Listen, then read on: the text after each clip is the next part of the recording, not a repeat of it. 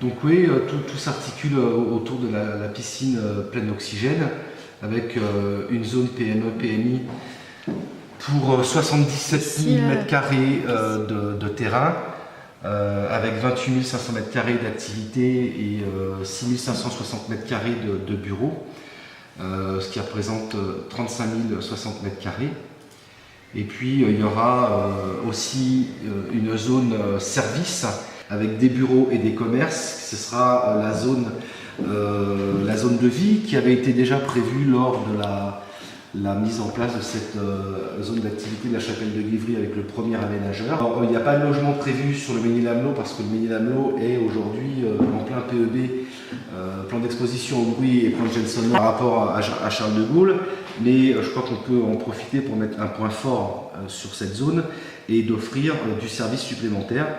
Et il a été réfléchi, mais ce n'est qu'un stade d'idée, mais il est prévu quand même aujourd'hui, de pouvoir offrir aux salariés qui vont venir travailler sur cette zone une crèche interentreprise. Et puis aujourd'hui, le Mesnil-Amelot, sans cette zone, c'est 12 500 salariés qui viennent tous les jours sur la commune et qui n'ont pas de restaurant interentreprise. Donc il a été prévu aussi un restaurant interentreprise sur cette zone.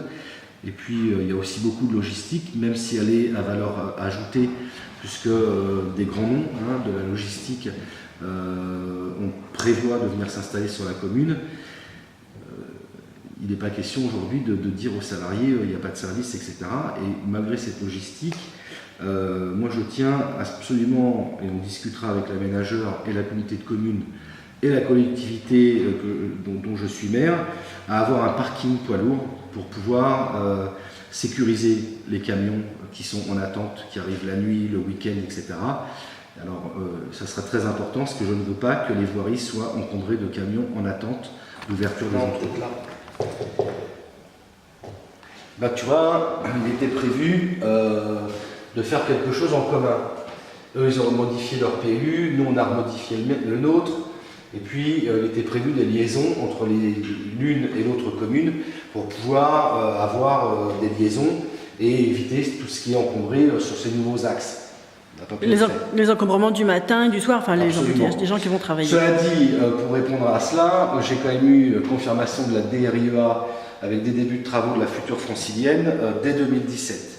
Dès 2017, il y aura sur la sortie est du plateau aéroportuaire toute la déviation qui permettra à 2 fois 2 voies de se rendre sur Plessouilly.